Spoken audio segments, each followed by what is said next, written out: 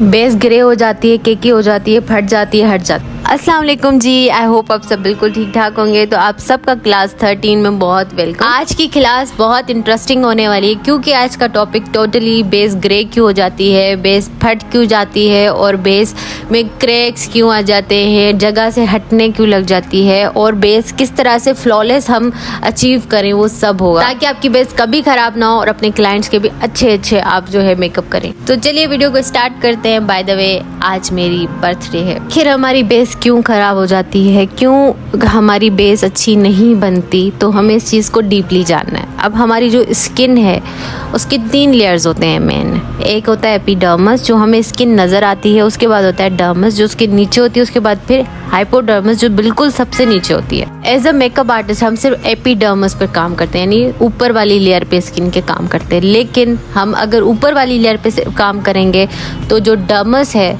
उस पर अगर काम नहीं करेंगे, ज़्यादातर जो हम करते हैं ना सिर्फ एपिडर्मिस पे काम करते हैं, ऊपरी स्किन पे काम करते हैं, डर्मिस जो उसके बाद वाली लेयर है उस पे काम ही नहीं करते, जिसकी वजह से हमारी बेस क्रेगी ग्रे ख़राब हो जाती है। ठीक है, बेसिकली जो हमारे ऑयल के ग्लैंड्स या पसीना वगैरह छूटता है ना, जो पिगमेंट्स हमारे फेस से छूटते हैं, ऑयल आता है, वो डर्मिस से ही आता है।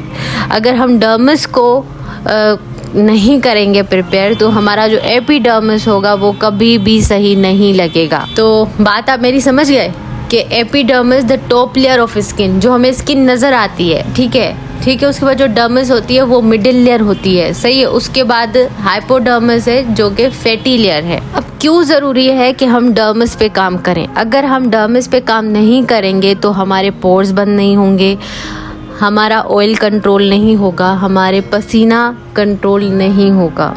एज अ मेकअप आर्टिस्ट हम सिर्फ पसीने को, ऑयल को कंट्रोल कर सकते हैं, ख़त्म नहीं कर सकते। अगर हम इन चीज़ों पर कंट्रोल कर गए तो हम एक परफेक्ट बेस अचीव कर जाएंगे। एक अच्छा मेकअप आर्टिस्ट वही है जो बेस अच्छी बनाए। अब बेस का मतलब ये नहीं है कि फाउंडेशन आपने लगा लिया फेस पे।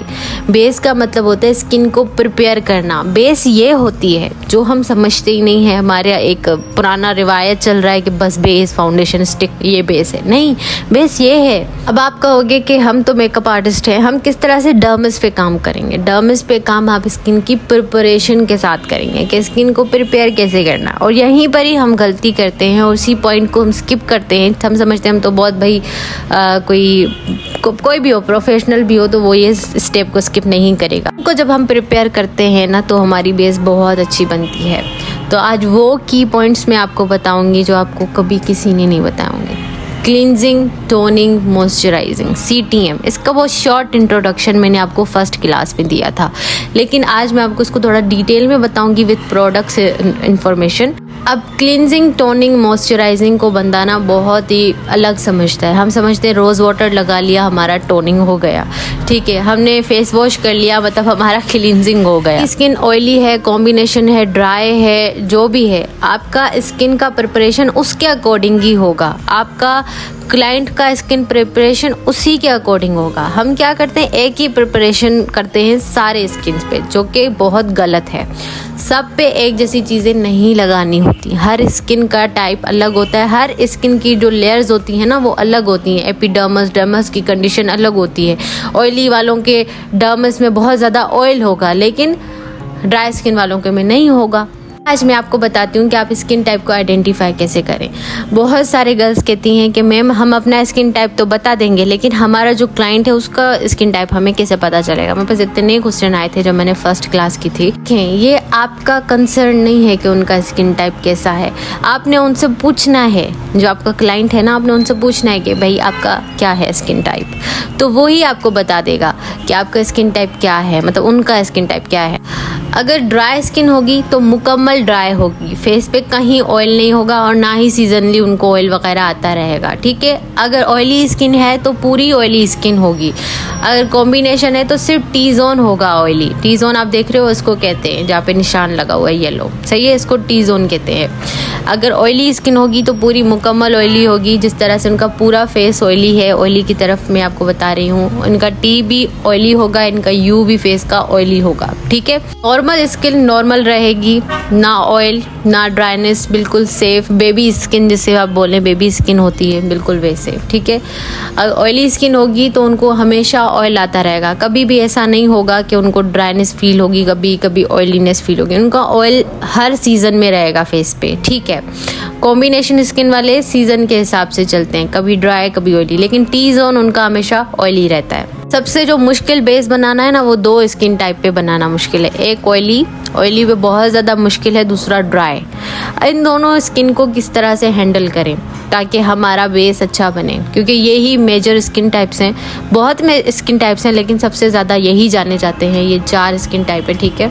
दूसरा, बहुत लोगों की स्किन सेंसिटिव भी होती है, तो वो टाइप नहीं होती, वो कंडीशन होती है स्किन की। वो ड्राई स्किन वालों का भी सेंसिटिव हो सकता है, ऑयली वालों का भी हो सकता है। वो मैं बता दूंगी आपको कि किस तरह से सेंसिटिव स्किन पे काम करें। जैसे मैंने लास्ट टाइम बताया था कि किस तरह से स्किन को आइडेंटिफाई करें, आपका टाइप क्या है स्किन का। तो सुबह को आप फेस वॉश वगैरह ना करो, डायरेक्ट अपने फेस पे टिश्यू पेपर रब करके देखो। अगर ऑयल छूटता है तो मतलब वो ऑयली है, पूरे फेस पे ऑयल होगा। अगर सिर्फ टी जोन पे है तो कॉम्बिनेशन स्किन टाइप है। अगर कहीं भी नहीं है और स्किन फ्लैकी है, मानी ड्राई है, तो मतलब स्किन ड्राई है। अगर बिल्कुल नॉर्मल है, ना ऑयली है ना ड्राई है, तो उसका मतलब है आपकी स्किन नॉर्मल। दूसरा तरीका ये है कि आप सुबह को उठें और किसी साबुन या किसी फेस वॉश के साथ अपना मुंह ना धोएं, जस्ट पानी के साथ धो के छोड़ दें और जो भी आपका काम है करें आराम से सारा दिन। एंड देन जब आप बिल्कुल फ्री हो जाएं और देखें अपने फेस पे उसकी क्या कंडीशन है, फिर वो आपको पता चल जाएगा आपकी स्किन क्या है। जो हमारा CTM में C है, ये क्लिंजर है। अभी क्लिंजर क्या होता है? अब बहुत सारे लोग समझते हैं ये फेस वॉश होता है, शायद फेस वॉश करना होता है मेकअप से पहले, तो नहीं। ऑन द स्पॉट जब हम मेकअप कर रहे होते हैं तो 3 चीज़ें की जाती है। CTM, तो जो C होता है ना, वो क्लिंजर होता है, आपके फेस को साफ करना होता है। वो किसी भी वाइप्स के साथ हो सकता है। वाइप्स के मैंने ब्रांड यहाँ पे लिख दिए हैं, इनमें से कोई भी आप ले लीजिए वाइप। वो जो गीला टिश्यू जिसको बोलते हैं वो होता है और वो आपकी स्किन को बिल्कुल क्लीन कर देता है। आपको अलग से कुछ करने की ज़रूरत नहीं है, ना मसाज करें, कुछ भी नहीं। जस्ट वाइप्स लीजिए, अपने क्लाइंट का फेस साफ कर लीजिए या अपना फेस साफ कर लीजिए उसके साथ, बस। इसलिए ज़रूरी है, अगर आपके क्लाइंट के फेस पे ऑयल आया होगा तो वो चला जाएगा, कोई मिट्टी शिट्टी लगी होगी तो वो निकल जाएगी। अच्छा, गर्ल्स खुद को क्लिंजर और फेस वॉश में कंफ्यूज करते हैं। क्लिंजर वाइप के साथ आपने क्लीन कर लिया फेस, बस ये हो गया उस वक्त, मेकअप के वक्त। अब बहुत सारी गर्ल्स फेस वॉश और क्लिंजर में खुद को ना कंफ्यूज करते हैं, क्लिंजिंग में और फेस वॉशिंग में, ठीक है। अब फेस वॉश जो है ना वो अलग है। क्लिंज आप अपने फेस को उसी वक्त करोगे वाइप के साथ जब आप मेकअप करने लगोगे, लेकिन फेस वॉश अगर आपकी स्किन ड्राई है तो आप 20 से 25 मिनट पहले करोगे, मेकअप करने से पहले 20 से 25 मिनट, बल्कि घंटा पहले। और अगर आपकी स्किन ऑयली है तो जस्ट बिफोर मेकअप आपने अपना फेस वॉश करना है। पता है क्यों? क्योंकि आपका ऑयल जो है वो सारा छूट जाएगा, ख़त्म हो जाएगा मुंह धोने के बाद। और अगर आपकी स्किन ड्राई है, 20-25 मिनट पहले आप कर लोगे फेस वॉश, तो आपके फेस पे जो हल्का फुल्का ऑयल आना होगा वो आ जाएगा। क्योंकि जब हम फ़ौरन फेस वॉश करते हैं ना तो हमारा जो फेस पे मॉइस्चर होता है ना वो ख़त्म हो जाता है, तो इस वजह से स्किन के हिसाब से आप फेस वॉश करवाओगे।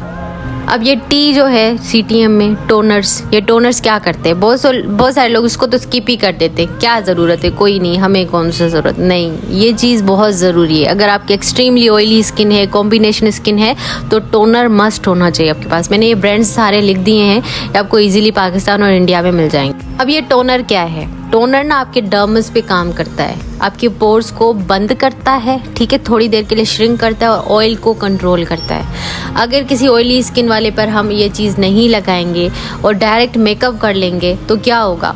उनका ऑयल प्रोड्यूस होगा और बेस ख़राब हो जाएगा, जगह जगह से हट जाएगा। लेकिन अगर हम टोनर लगाएंगे तो उनका ऑयल कंट्रोल रहेगा, उनके पोर्स बंद रहेंगे। अब बहुत सारी गर्ल्स कहती हैं नहीं, स्किन के अकॉर्डिंग टाइप के टोनर लगाया जाता है। आप हाइड्रेटिंग मिस्ट तो लगा सकते हो ड्राई स्किन पे, लेकिन टोनर नहीं लगा सकते। अब टोनर कैसे लगाना है? हम क्या करते हैं, हमने स्प्रे लिया, इस तरह से पुश करके अपने फेस पे लगा देते हैं। अब इस तरह से कभी भी टोनर काम नहीं करेगा। आपने एक कॉटन पैड लेना है। मेरे पास कॉटन पैड नहीं था, मेरे पास टिश्यू पेपर था, तो टिश्यू पेपर को मैंने फोल्ड किया अच्छे से और अपना टोनर लिया, ठीक है। टोनर को अपने फेस पे इस तरह से टैप करना है, टैप, ठीक है, पोर्स वाली जगह पे, पूरे फेस पे। जिनको ऑयल आता है ना, ऑयली स्किन है, वो इस तरह से लगाएंगे, डैबिंग वाले मोशन में अपने पूरे फेस पे लगाएंगे, ठीक है। टिश्यू पेपर लग गए थे, ज़रा माफ़ कर देना, वो फट गया था टिश्यू। तो डैबिंग वाले मोशन में इस तरह से टोनर अप्लाई करेंगे अपने फेस पे। अभी जो हाइड्रेटिंग मिस्ट होगा वो हम कैसे यूज़ करेंगे, उसको हम सिंपली स्प्रे करेंगे अपने फेस पे, ठीक है। हाइड्रेटिंग मिस्ट ये मैंने खुद बनाया है, तो आपको बता दूंगी किस तरह से बनाना है। ये ड्राई स्किन वालों के लिए, उनके फेस पे बहुत अच्छा मॉइस्चर देते हैं। बहुत सारी गर्ल्स कहती है कि रोज़ वाटर लगा लें, टोनिंग का काम हो जाएगा। नहीं, टोनर आपने अलग से बाय करना है। ये बिल्कुल एक नेचुरल सा इंग्रेडिएंट है, इससे कौन सा आपके पोर्स जो है वो बंद होंगे या ऑयल कंट्रोल होगा। या आप डेली यूज़ के लिए तो लगा सकते हो एज अ टोनर, लेकिन आपको एक अलग टोनर ही बाय करना पड़ेगा। मैंने ब्रांड्स के नाम लिख दिए थे, और तो आप वहाँ से कोई भी टोनर अपने लिए बाय। यहाँ पे ना मैंने ब्रांड्स भी सारे टोनर के लिए मेंशन किए हैं, जो ऑयली स्किन वाले, कॉम्बिनेशन स्किन वाले बाय कर सकते हैं। अफोर्डेबल भी हैं और एक्सपेंसिव भी हैं। इंडिया और पाकिस्तान दोनों जगह मिल जाएंगे। पिक्सी इंडिया में भी मिल जाएगा, पॉन्ड्स भी मिल जाएगा, जेनरस, एसएल बेसिक्स और WBM, और उसके अलावा डर्मा शाइन और द बॉडी शॉप का आपको टोनर मिल जाएगा ईजीली। टोनर कैसे लगाना है वो मैंने आपको बता दिया। टोनर अगर आप इस तरह से ही लगाएंगे तो ही काम करेगा टोनर, अदरवाइज आपका टोनर ऑयल कंट्रोल नहीं करने वाला, भले जितना भी अच्छा हो। ये जो हाइड्रेटिंग मिस्ट है वो मैंने खुद बनाया था, वो मैं आपको तरीका बता दूंगी। ड्राई स्किन वालों के लिए बहुत बेस्ट है। मॉइस्चराइज़र ये तो करते ही नहीं है हम समझते बस सर्दियों में लोशन लगा दिया बस काफ़ी है। अब मॉइस्चराइज़र फॉर ड्राई स्किन मैंने यहाँ नाम लिखे हैं। अब ड्राई स्किन के लिए जितना ज़रूरी है ना, उतना ही ऑयली स्किन के लिए भी मॉइस्चराइज़र ज़रूरी है। मिसाल के तौर पे अगर आप एक ड्राई स्किन पे मैट फाउंडेशन लगा रहे हो, ठीक है, और आपने मॉइस्चराइज़र नहीं लगाया, वो ब्लेंड होगा, वो कभी भी ब्लेंड नहीं होगा। तो स्किन को स्मूथ करने के लिए ना आपके पास मॉइस्चराइज़र होना चाहिए। तो ड्राई स्किन वालों के लिए ये भी काफ़ी अच्छा रहेगा, ठीक है। अगर आप मॉइस्चराइज़र नहीं लगाओगे ना तो आपकी बेस क्रैक ही हो जाएगी, फटेगी, जगह से हटेगी। मिसाल के तौर पे एक फेस है वो बहुत ड्राई है, उस पर आपने डायरेक्ट फाउंडेशन लगा दिया, बहुत ड्राई है, लगा दिया, वो कभी ब्लेंड ही नहीं होगी अच्छे से। इसके कैनवस को स्मूथ करने के लिए मॉइस्चराइज़र बहुत ज़रूरी है। Moisturiser for oily skin. अब बहुत सारी गर्ल्स बोलेंगे ऑयली स्किन पे क्यों, उन पे तो ऑलरेडी ऑयल रखा होता है। उनके लिए भी मॉइस्चराइज़र बहुत ज़रूरी है, क्योंकि मॉइस्चराइज़र आपकी स्किन में एक बैरियर क्रिएट करता है। अब ऑयली स्किन की बारी है, यहाँ पे तो मॉइस्चराइज़र बिल्कुल स्किप कर देते कि क्या ज़रूरत है मॉइस्चराइज़र की, पहले ही इतना ऑयल रखा हुआ है। नहीं, आपने इस पे भी मॉइस्चराइज़र लगाना ही लगाना है। और नाम मैंने सारे लिख दिए हैं जो आपको इजीली मिल जाएंगे मार्केट में, सस्ते भी हैं और महंगे वाले भी हैं, अपने बजट के हिसाब से बाय कर लेना। ऑयली स्किन पे कभी भी ऑयल बेस्ड मॉइस्चराइज़र नहीं लगाने, वाटर बेस्ड या फिर जेल बेस्ड आपने लगाने हैं मॉइस्चराइज़र। और वो मॉइस्चराइज़र्स के ऊपर लिखा हुआ होता है कि वाटर बेस्ड है या जेल बेस्ड है, ठीक है, कंफ्यूज होने की ज़रूरत नहीं है। आजकल तो पॉन्ड्स में ही आ गया है वो लाइट मॉइस्चराइज़र, तो दूसरे ब्रांड्स में जाने की तो ज़रूरत ही नहीं है आपको। अब सेंसिटिव स्किन वाले कहते हैं कि हम जो है ना वो किस तरह से मॉइस्चराइज़र यूज़ करें, हमारी स्किन पे सूट नहीं करता। तो सिंपली आपने अपने मॉइस्चराइज़र के अंदर एलोवेरा जेल थोड़ा मिक्स कर देना है। जिनकी भी सेंसिटिव स्किन है, एलोवेरा जेल अपने मॉइस्चराइज़र के अंदर मिक्स करके अपने फेस पे लगा लो, बस। स्किन पे कोई रैशेस कुछ भी नहीं आएगा, आपके फेस बिल्कुल ओके रहेगा। तो SPF का पूछते हैं, सन ब्लॉक का। तो सन ब्लॉक अगर वाइट कास्ट वाला है तो नहीं लगाना, ज़्यादातर नहीं लगाते। जो प्रोफेशनल मेकअप आर्टिस्ट होते हैं वो नहीं लगाते, क्योंकि उसके अंदर एक वाइट कास्ट होता है जो कि हम लगाएंगे ब्राइट के फेस पे, वो क्या हो जाएगा, ऑक्सीडाइज हो जाएगा फेस। जब ऑक्सीडाइज हो जाएगा सन ब्लॉक तो बेस भी ग्रे हो जाएगी और सारा ख़राब हो जाएगा। तो SPF को स्किप कर दें। अगर इस आपका SPF जो है वो बिना वाइट कास्ट वाला है तो आप वो यूज़ कर लें मॉइस्चराइज़र के बाद। जो इंस्टाग्राम्स वगैरह पे देखते हो ना, सीरम्स पता नहीं क्या क्या वो लगा रहे होते हैं फेस पे, तो इसको सिंपल बनाओ, अपने CTM को सिंपल बनाओ, ठीक है। अब हर कोई इतनी चीज़ें अफोर्ड नहीं कर सकता। तो इंस्टाग्राम पे, यूट्यूब पे आप देखते हो ना मेकअप की प्रिपरेशन, तो वो डेली लाइफ में इतनी होती नहीं है। तो सीरम्स आप लगा सकते हो, बिल्कुल आप फेस पे सीरम लगा सकते हो। अगर किसी की ड्राई स्किन है तो आप उसके फेस पे हाइलुरोनिक एसिड सीरम लगा लो। उनके फेस को प्रिपेयर करते वक्त मॉइस्चराइज़र से पहले सीरम लगाओ, फिर मॉइस्चराइज़र लगा लो। ऑयली स्किन है तो भी आप सीरम लगा लो उसके स्किन के अकॉर्डिंग, स्किन को प्रिपेयर करने के लिए। तो ये ज़रूरी नहीं है, हाँ स्किन पे ग्लो देता है, एक इफेक्ट देता है अच्छा सा, तो लगाओ, लेकिन ये ज़रूरी नहीं है लगाना। आज ज़रूरी क्या है, क्लींजिंग, टोनिंग, मॉइस्चराइजिंग। पहले आपने क्लींजिंग करनी है किसी वेट वाइप्स के साथ, फिर टोनर लगाना है अगर आपकी स्किन ऑयली है, कॉम्बिनेशन है, और फिर आपने मॉइस्चराइज़र लगाना है, ठीक है। ये 3 स्टेप है बेसिकली स्किन को प्रिपेयर करने के बाद। फिर मेकअप के स्टेप अलग आ जाते हैं, प्राइमर वगैरह वगैरह। अगर आपके पास कोई डे क्रीम है इस तरह की, मेरे पास जैसे उसने यूसुफ है, तो आप ऑयली स्किन पे इस तरह का क्रीम भी लगा सकते हो एज अ मॉइस्चराइज़र, ताकि उनका स्किन थोड़ा सा स्मूथ हो जाए। सही है, इस तरह का क्रीम भी आप लगा सकते हो अगर आपके पास अवेलेबल अवेलेबल है जो कि वाटरी टाइप हो, जेल टाइप हो। ड्राई स्किन के लिए आप इस तरह के थिक क्रीमी मॉइस्चराइजर्स यूज करोगे ताकि उनके फेस पे अच्छे से मॉइस्चराइजिंग हो। बहुत सारी गर्ल्स सर्टिफिकेट का पूछते हैं, तो सर्टिफिकेट आप सबको मिलेगा जब कोर्स खत्म हो जाएगा। अभी कोर्स चल रहा है, कोर्स जब खत्म हो जाएगा तो अब सबको सर्टिफिकेट मिलेगा। जीमेल आईडी भेजना अपना कोर्स के एंड पे, और साथ अपना नाम भी बताना, आपका सर्टिफिकेट आपके जीमेल आईडी पे भेज देंगे। अब एक छोटा सा टिप ये है कि अगर आपकी स्किन बहुत ज़्यादा ड्राई है, आपके क्लाइंट की स्किन बहुत ड्राई है, कोई बेस टिकती ही नहीं है उनके फेस पे, तो पेट्रोलियम जेली लो, वेजलीन, और उसके अंदर मॉइस्चराइज़र अपना मिक्स करके उनके फेस पे लगा लो। बहुत अच्छे से फेस मॉइस्चराइज हो जाएगा, अच्छे से बेस लगेगा भी, टिकेगा भी। आज के जो नोट्स हैं आपको इंस्टाग्राम पे मिल जाएंगे, ठीक है। और मैं इंस्टाग्राम पे लाइव भी आती हूँ, स्टोरीज वगैरह लगाती हूँ, तो मुझे वहाँ पे ज़रूर ज्वाइन करें। अगर आपके पास सीरम नहीं है, ठीक है, तो आप सीरम इंस्टेंट बनाना चाहते हैं तो विटामिन ई का कैप्सूल लें, उसके अंदर अपना मॉइस्चराइज़र मिक्स करें एंड देन अपने क्लाइंट के फेस पे या अपने फेस पे लगा लें। आपका serum is ready.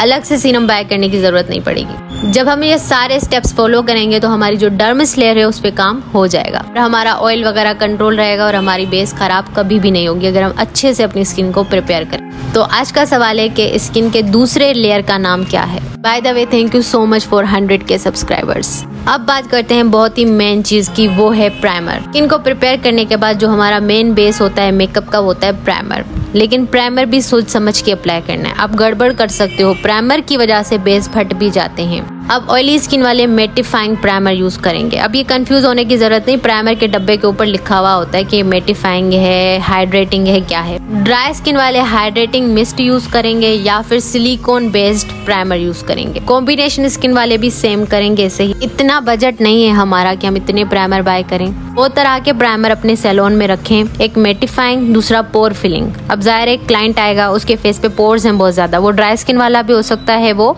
Oily skin वाला भी हो सकता है। तो आपको दो तरह के प्राइमर चाहिए, एक पोर फिलिंग, दूसरा सिलिकॉन। सिलिकॉन सारे स्किन पे चल जाएगा और पोर फिलिंग उन पे लगाइए जिनके पोर्स का बहुत ज्यादा इशू है। अब सिलिकॉन वाला प्राइमर कौन सा होगा? मिस रोज का जो प्राइमर है ना, वो सिलिकॉन वाला है, सही है। और पोर फिलिंग अब कौन सा बाय करें? मेबेलिन का पोर इरेजर पोर फिलिंग प्राइमर है, आप वो बाय कर लो। ये दो तरह के प्राइमर अपने पास रखो ताकि जितनी भी स्किन आए आप उनको डील कर सको। अच्छा मेकअप आर्टिस्ट वही है जो अच्छी बेस बनाए। प्राइमर की वजह से बेस खराब भी हो सकता है अगर सही ना हो तो। प्राइमर इन स्टेप्स को फॉलो करें और अपनी बेस अच्छी से अच्छी बनाएं।